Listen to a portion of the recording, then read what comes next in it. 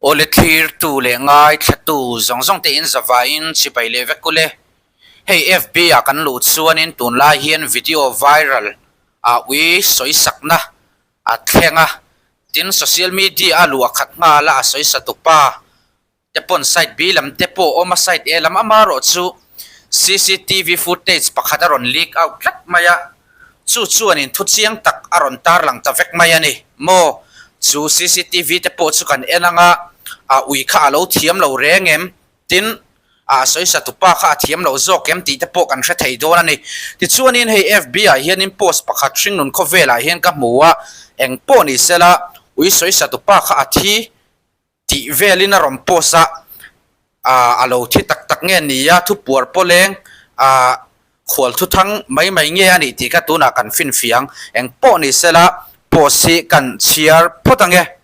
ole kan kal tui mai in online games manga poisa lo theina most play hi lo mel riat verole India rama online games rin tlak perani ya Kauseni Mukherjee pona represent mek ani voina ya most play a hian in register vela cheng zani hi a free in idong thei ani ti chun Facebook lama review in share la zani dang hi idong le thei ani he FIFA season hi most play nen him takin aman thei ani za somthum hi welcome bonus idong theya tin sangthum kheng adon thei pokani ti chun in prize pool sing ruk hi ichu ve thei ani tuna hian poisa deposit la jil spin hi zaruk a free in a thlone ni dong theya chumi ba ka chon slot game a hian spin zathum somma hi a thlone ni dong le thei ani ni tin spin la leaderboard a sang ber i thlen chuan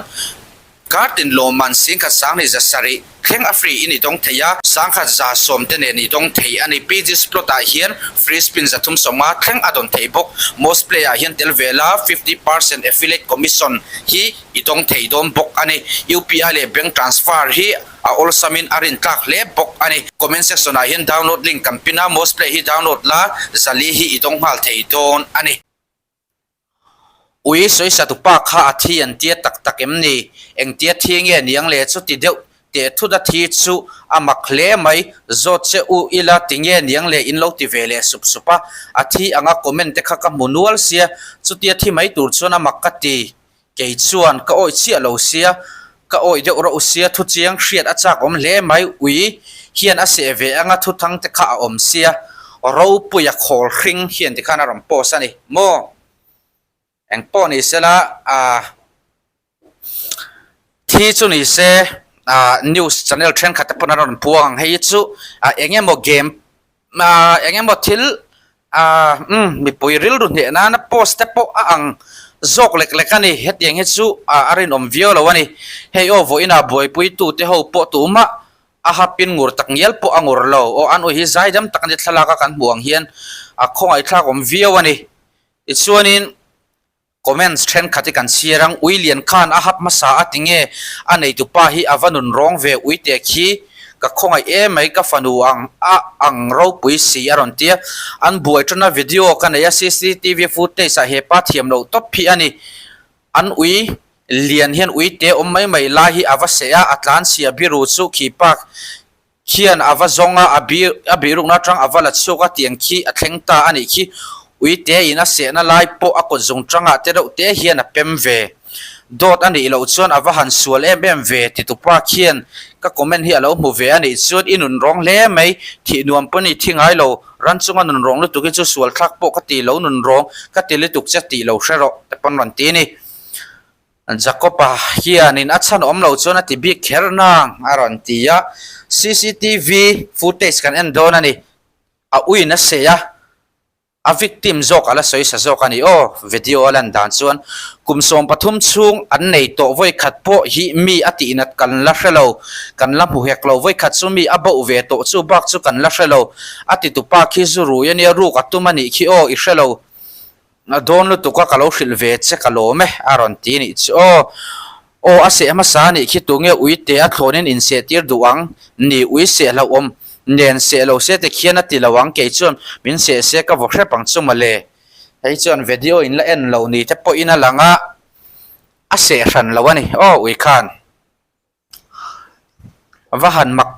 tral tak ase masalo ase po ase lo a William zok khian ate zok khi ase masa o chuan a William nei tu pa khi thin rim ve ringot ni kha insoi thiam nan min se ati ni khi William in ui var zok ase na CCTV a po chiang kel kolin alang o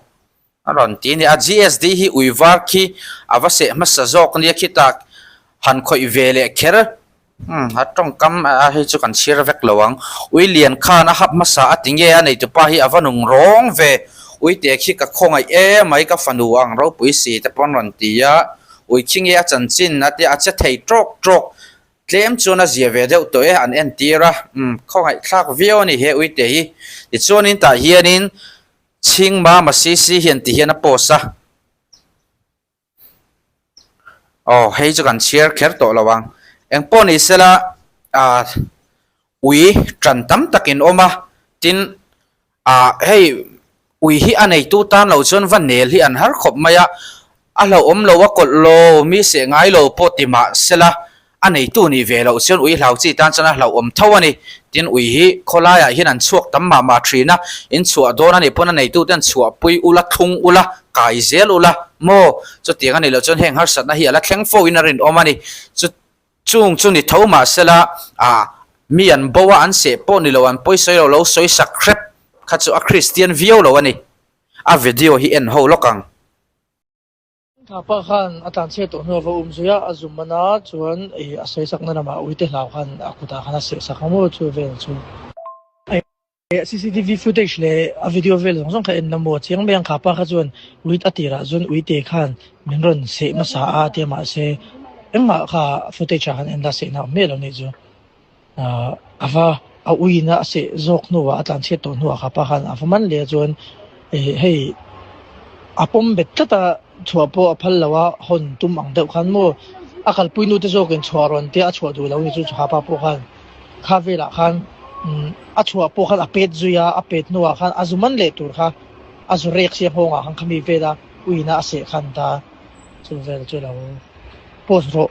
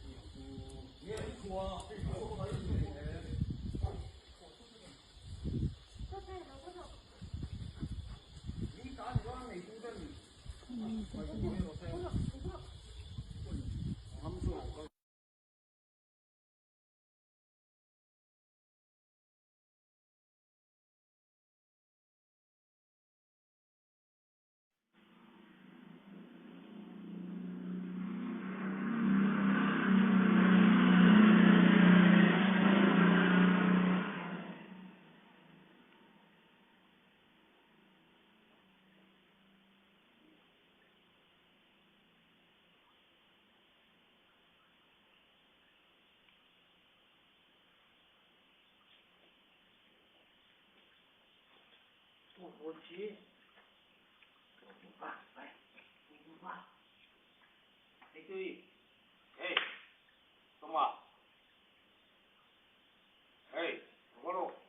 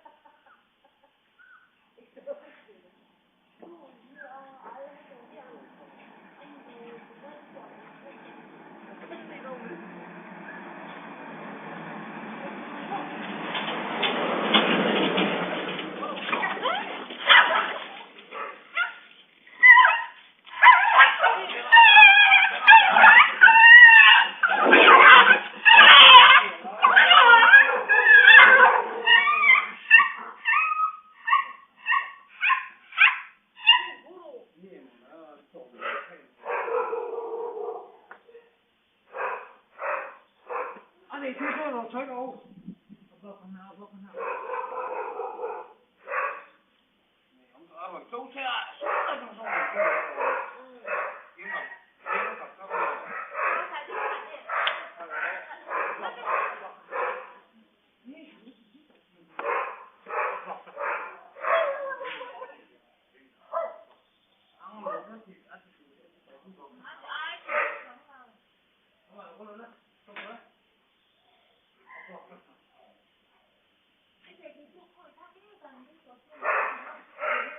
quý vui vẻ thì chủ mà em có lỗi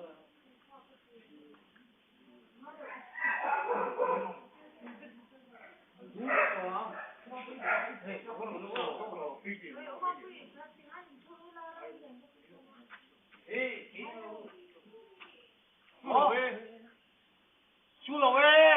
cắn nguy hiểm chú này hả chú này hả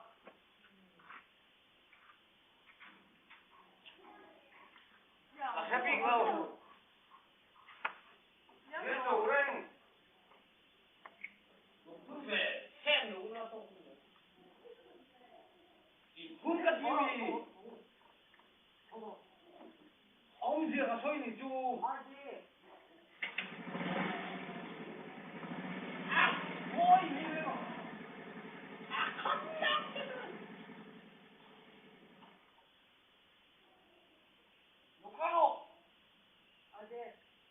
phải đó nha quý tiền đi à quý chú đánh nó số tay trong sông cà phê thật rất là cà phê tốn chùa cảm ơn về thầy chỗ đó các chùa thì hả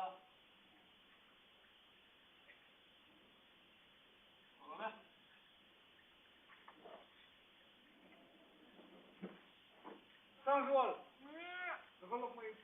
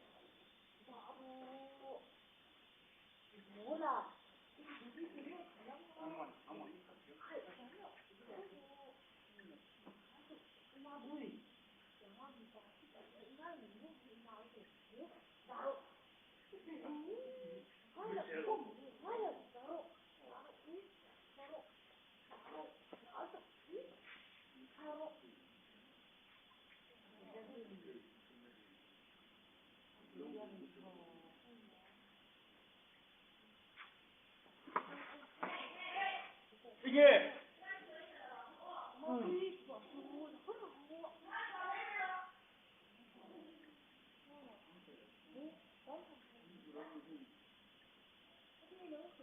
아니 저 밑에 뒤로